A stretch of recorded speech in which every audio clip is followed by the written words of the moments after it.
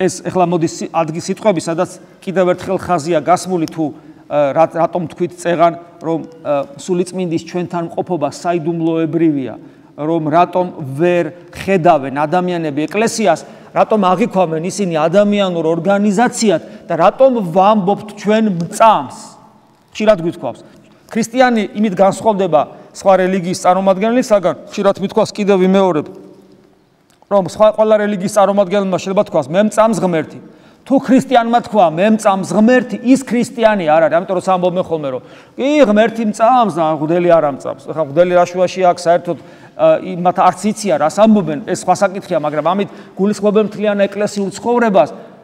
ვისაც ეკლესიის არ სწამს, ის ქრისტიანი არ არის, იმიტომ რომ შეუძლებელია გწამდეს ქრისტე ეკლესიის გარეშე, იმიტომ რომ ქრისტე მოვიდა იმისათვის, რომ ეკლესია დაარსებულიყო.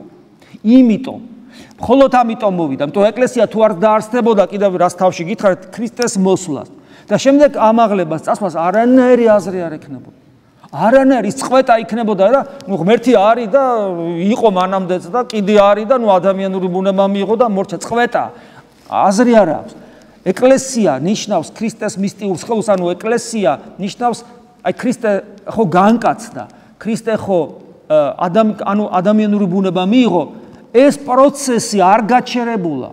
ქრისტეს განკაცების პროცესი არ გაჩერებულა, იმიტომ რომ ევქარისტიულ საიდუმლოებაში ჩვენ კიდევ და კიდევ ვეზიარებით ქრისტეს ხორცსა და სისხლს, რომელიც იგივე კვდათით აღდგარი, ამაღლებული მაცხოვრის, განხთობილი მაცხოვრის ხორცი და სისხლია და კიდევ მრავალი ადამიანი ეზიარება და ეს ქრისტეს სხეული იზრდება, არ დასრულებულა.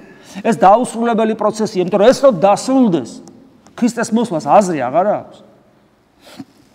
ამიტომ და ამას ვერ ცნობენ, ამას ვერ ხედავენ, მაგრამ ჩვენ ხედავთ. ოღონდ ეს ხედვა არ არის თვალის მიერ. როგორც ღმერთს ვერ დაინახავ შენი ოპტიკური ლინზებით, იმიტომ რომ ლინზების სისტემაა თვალი, მატერიაა და მატერიალურს ხედავს, ისე ვერ დაინახავ ეკლესიას. ეკლესია უნდა ირწმუნო და მაშინ ხარ ქრისტიანი. და ეს რომ ესია, აი ნახეთ როგორ ამბობს უფალი, ეს რომ არ არის ცარიელი სიტყვები ღვთისმეტყველებისა, თეორიული ღვთისმეტყველებისა, არამედ წმინდა წერილიდან სისხორცეულად გამომდინარია. ნახეთ როგორ ჩანს სული ჭეშმარიტებისა, რომელი სოფელსა ვერ ხელეწიფების მოღებად. ანუ ამ სოფელს არ შეუძლია მისი მიღება. მე განმარტავს რატო? რამე თუ არ ახედავს მას. ანუ ეს იგივეა, რამე თუ ვერ ხედავს მას. არცა იცის იგი. ნახეთ, ეს სოფელი ვერც ხედავს. არც იცის, შეუძლებელია, ამიტომ ვერ მიიღებს, ხოლო თქვენ გვეუბნება. თქვენ იცით იგი, რამე თუ თქვენთან არის და თქვენთანა იყოს. ხედავთ, რა სიმაღლეზე აყავხარ, მაცხოვარს, შენ ქრისტიანო, რომ გეუბნება, განყოფს ამას სოფლისაგან, ამას სოფელს მისი მიღება არ შეუძლია, იმიტომ არ იცის, არ ხედავს, ვერ ხედავს, არც უნდა, ხოლო შენ იცი. და მე კითხვა მიჩნდება და იცი შენ. იცი და თუ არ იცი, აქ აღარ ხარ. აი ამ კატეგორიაში, როცა ქრისტე გეუბნება, რომ შენ იცი და იმიტომ რომ შენთან არის და რა შემთხვევაში იცი, ესე იგი, ნახეთ, თქვენ იცით, რამე თუ თქვენთან არის. ესე იგი, რა შემთხვევაში იცი, თუ შენთან არის და თუ შენთან არის ღმერთი, შეიძლება რომ არ იცოდე. არ შეიძლება. და თუ არ იცი, იმიტომ არ იცი, რომ შენთან არ არის და არ არის იმიტომ რომ შენ არ გინდა თორემ, აქ იმიტომ ხარ რომ შენთან იყოს. გესმით?